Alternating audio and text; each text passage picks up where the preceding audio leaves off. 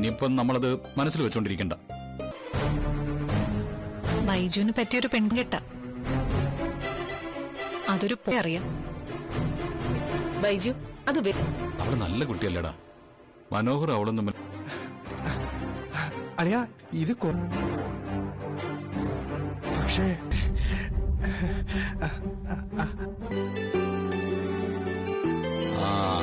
നിങ്ങളാരും കണ്ടിട്ടൊന്നുമില്ല.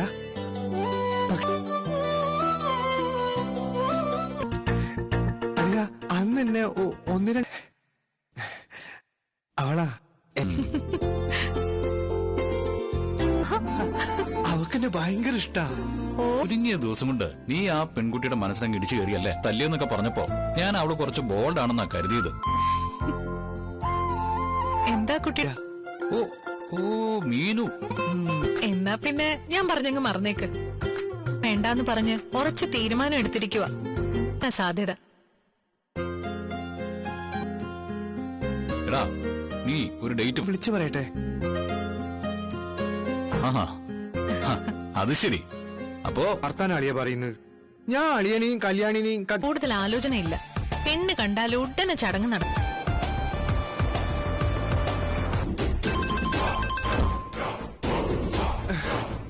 ഈ ബൈജുകുമാർ എന്ന് പറഞ്ഞ വിളി അത് പിന്നെ എന്നെ പെണ്ണിനെ കണ്ടുവച്ചിട്ടുണ്ടെന്നാ പറയുന്നത്. പെണ്ണ് കണ്ടൂടെ? പെണ്ണ് ഞാൻ ഞാൻ കാത്തിരുന്ന ഗംഗ കാത്തിരുന്നു.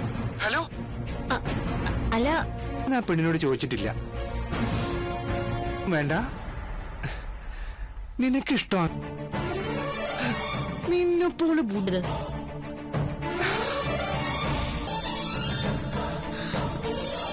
എന്നെ ചോദിക്കുമെന്ന് ഞാൻ കരുതിയില്ല. എന്നിട്ട് ചെയ്യേണ്ട സമയത്ത് ചെയ്യേണ്ട കാര്യങ്ങൾ ഒരു നോ ഞാൻ പ്രതീക്ഷിക്കുന്നില്ല. പക്ഷെ ചെന്നൈയിൽ പോയിട്ട് എല്ലാവരോടും സമയം വരുമെന്ന് ഞാൻ ഒട്ടും പ്രതീക്ഷിച്ചില്ല. അതെ ഞാനല്ല. രണ്ടാളും വരൂ. ജാതകം പോലും. എന്നാ പിന്നെ അളിയനും കല്യാണി ഉണ്ടാവും. ചിലപ്പോ അളിയൻ മാത്രമേ ഉണ്ടാവുള്ളൂ കേട്ടോ. എന്നാലും നീ അത് നാളെ ഉറപ്പായിട്ടും വരും. എന്നാ പിന്നെ നാളെ. So much.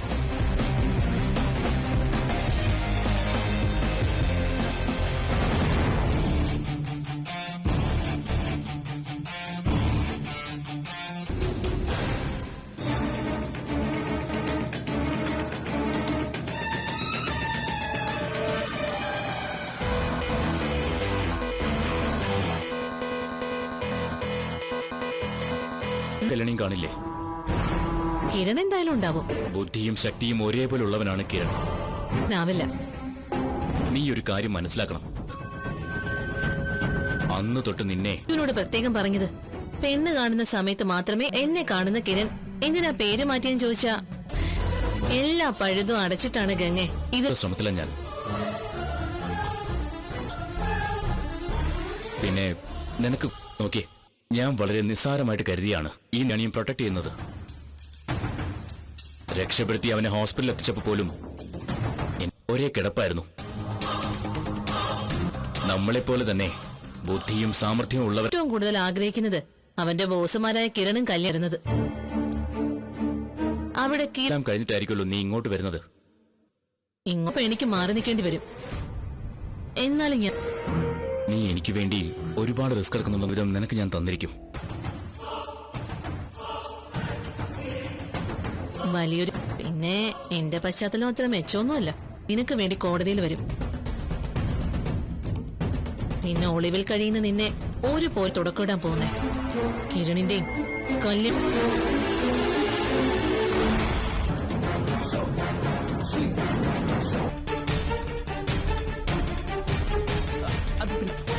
അപ്പൊ പിന്നെ കല്യാണിയോ? അവളെ കിരണിൽ നിന്ന് അകറ്റാൻ വർഷങ്ങളായി ശ്രമിച്ച് കിരണിനൊപ്പം കല്യാണിയും കൂടെ കൂടിയതുകൊണ്ട് കിരണിന്റെ അല്ലെങ്കിൽ നമ്മളെല്ലാവരും നമ്മുടെ ചരിത്രം ഒന്ന് പരിശോധിച്ച് നോക്ക്. എന്ന് മുതലാ തകർന്നത്. സംശയം എന്താടാ? സമയത്ത് നിങ്ങൾ തമ്മിൽ തല്ലുകൂടല്ലേ? അതെ, ഒരുപാട് കൊച്ചു പിള്ളേരെ പോലെ തമ്മിൽ കല്യാണം കഴിച്ച ശേഷം ഇയാളുടെ ജീവിതം താറുമാറായത്. പിന്നെ നിന്റെ എണ്ണയിലും നിന്റെ ഗ്യാങ്ങിന്റെ പേര് കേട്ടാൽ എല്ലാരും വിറക്കില്ലായിരുന്നോ? അങ്കിളും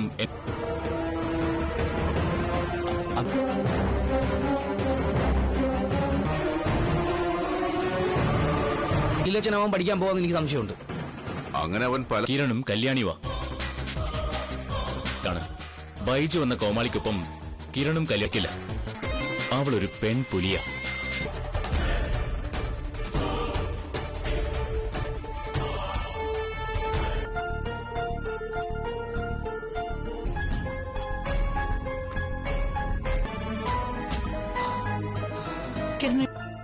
ഞാൻ അതുകൊണ്ടൊന്നും വിളിച്ചതാ. പക്ഷെ അവള് ഫോൺ അവരുടെ പ്രോപ്പർട്ടിയിലേക്ക് പോയപ്പോഴാ എന്നെയും കാർത്തിയേച്ചും കൊല്ലാൻ എനിക്കെന്തോ ഒരു സംശയം പോലെ. നോക്ക്, നാളെ രാവിലെ ബൈജുവിനൊപ്പം എനിക്ക് പോകാൻ. പെണ്ണിന്റെ വീട് എവിടെയല്ലേ? അത് കഴിഞ്ഞ നീ തന്നെ പറ. ഒരുപാട് വില്ലകളുണ്ടല്ലോ നമുക്ക്.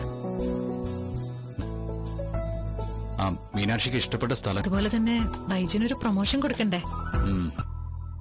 അവന്റെ അക്കൗണ്ടിലേക്ക് നമ്മൾ നല്ലൊരു എമൗണ്ട് ഇട്ടു. അവൻ അവന്റേതായ ഒരു സമ്പാദ്യം വേണമല്ലോ അവളെ കല്യാണം കഴിക്കുന്നത്. അതെനിക്കും അറിയാം കിരണേട്ടാ. എന്നാലും നമ്മുടെ നയനയുടെ കാര്യം തന്നെ നോക്ക്. അനന്തപുരം എന്റെ കല്യാണി വീടിനകത്ത് വഴക്കുണ്ടാക്കും. മാറി താമസിച്ചാലും നമ്മുടെ കുട്ടിക്കാലത്ത് നമ്മുടെ വീട്ടിലുണ്ട്. എന്റെ കുട്ടിക്കാശ എന്റെ ജീവിതം മാറി മറിഞ്ഞത്.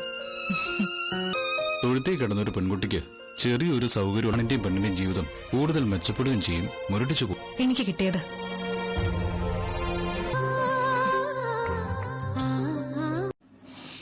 ഹലോ ഗൈസ്, മൗനരാഗം സീരിയലിൻ്റെ ഏറ്റവും പുതിയ വീഡിയോയിലേക്ക് നിങ്ങൾക്ക് എല്ലാവർക്കും വീണ്ടും സ്വാഗതം. ഇന്നത്തെ എപ്പിസോഡ് നമുക്ക് സ്റ്റാർട്ട് ചെയ്യുന്നത് മൗനരാഗം സീരിയലിൽ ബൈജുവും പിന്നെ ബൈജുവും കിരണും കല്യാണിയും കൂടിയാണ് ഡൈനിങ് ടേബിളിൽ ഇരുന്ന് ഫുഡ് കഴിച്ചുകൊണ്ടിരിക്കുമ്പോഴേക്കും മറ്റേ കല്യാണിയുടെ അമ്മ വരുന്നു. കല്യാണിയുടെ അമ്മ വന്നിട്ട് സന്തോഷത്തോടെ ഫുഡ് കൊടുക്കുന്നു. അപ്പോൾ കിരൺ ബൈജുവിനോട് പറയുന്നു, ഞങ്ങൾ എല്ലാവരും കൂടി ഒരു തീരുമാനം എടുത്തിട്ടുണ്ട്. വേറൊന്നുമല്ല, നിന്നെ ഞങ്ങൾ കെട്ടിച്ചേക്കാനാണ് ഉദ്ദേശിക്കുന്നതെന്ന് പറഞ്ഞു. ഓക്കേ, അപ്പോൾ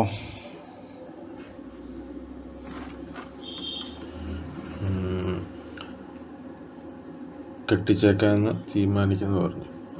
അപ്പോൾ പുള്ളി എന്താ പറയുക, അങ്ങനെ പറഞ്ഞു, ഏതാ പെണ്ണെന്നൊക്കെ ചോദിക്കുന്നു. പറയുന്നു, എനിക്കറിയാൻ പെണ്ണിനെ, വേറെ ആരുമല്ല, നിഷേനയാണ്. അതായത് മനോഹർ തേച്ചിട്ട് പോയ പെണ്ണിനെ ആണ് സെക്കൻഡ് കല്യാണം.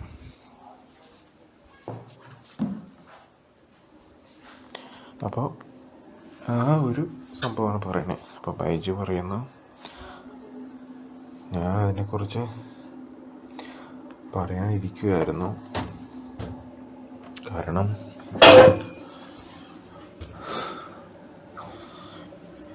എനിക്ക് വേറെ ഒരാളെ ഇഷ്ടമാണ് എന്നൊക്കെ പറയുന്നു. അപ്പോൾ പറയുന്നു, അതാരാണ് എന്ന് ചോദിക്കുന്നു. ഞാൻ ഓൾറെഡി നിങ്ങളോട് പറഞ്ഞതാണെന്ന് ബൈജു പറയുന്നു. അപ്പോൾ ആ കുട്ടീനെയാണ്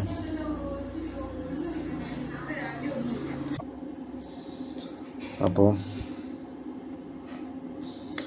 അങ്ങനെ അവർ സംസാരിക്കണം. അപ്പോൾ എനിക്കറിയാം എന്ന് പറയുന്നു. ആ പെണ്ണിനെ നിങ്ങൾ പറഞ്ഞിട്ടുള്ളതാണ്, എന്നെ കുറേ ഗുണ്ടകൾ ആക്രമിക്കാൻ വന്നില്ലായിരുന്നു. അപ്പോൾ ആ സമയത്ത് രക്ഷിച്ച പെൺകൊച്ചാണ് എന്ന് പറയുന്നു.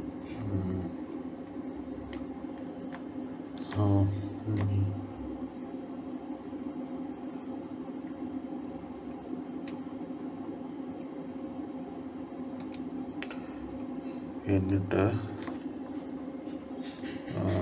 പറയുന്നു, അത് ശരി, അപ്പോൾ ഇതൊക്കെ ആയിരുന്നല്ലോ മനസ്സിലാക്കി, ഞാൻ പറയാനായിട്ട് ഇരിക്കുകയായിരുന്നു എന്നാൽ പിന്നെ ഇനിയിപ്പോൾ നിൻ്റെ ഇഷ്ടമല്ലേ ഞങ്ങൾക്ക് ചെയ്ത് നീയായിട്ട് തീരുമാനിച്ചു എന്നൊക്കെ പറയണം.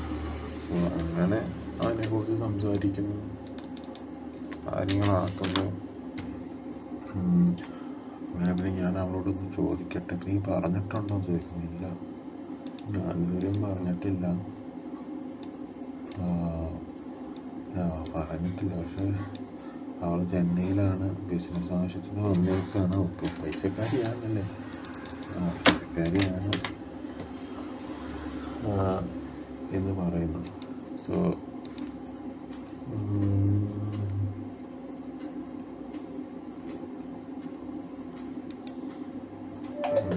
അങ്ങനെ ഇൻകറക്റ്റാണോ?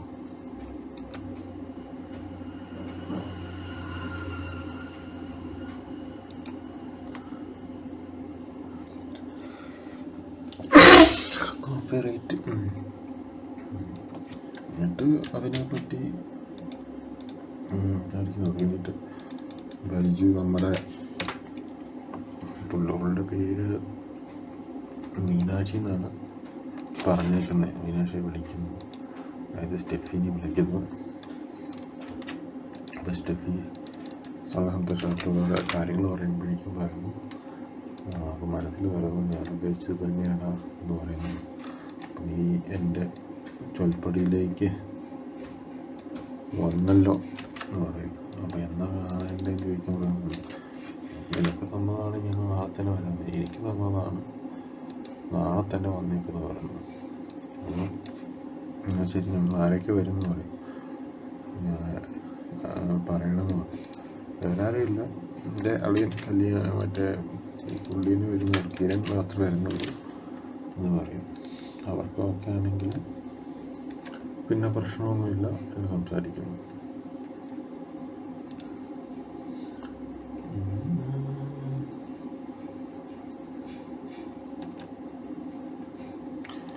അപ്പോൾ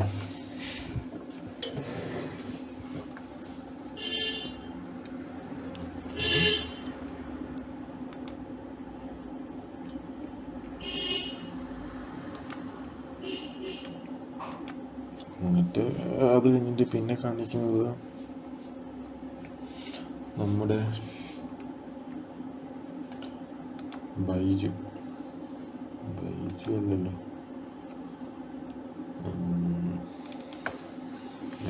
ഇവള്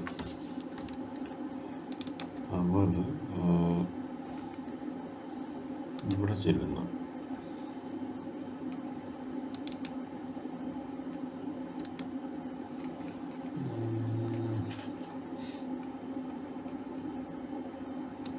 കാൽവറി മൗണ്ട് എവിടെ ചെല്ലുന്നു? മറ്റേ രാഹുലിനെ കാണാനായിട്ട് ചെല്ലുന്നു.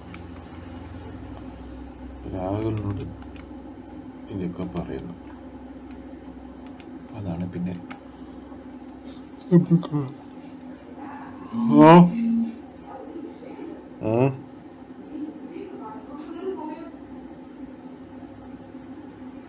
ആര് ചോദിക്ക്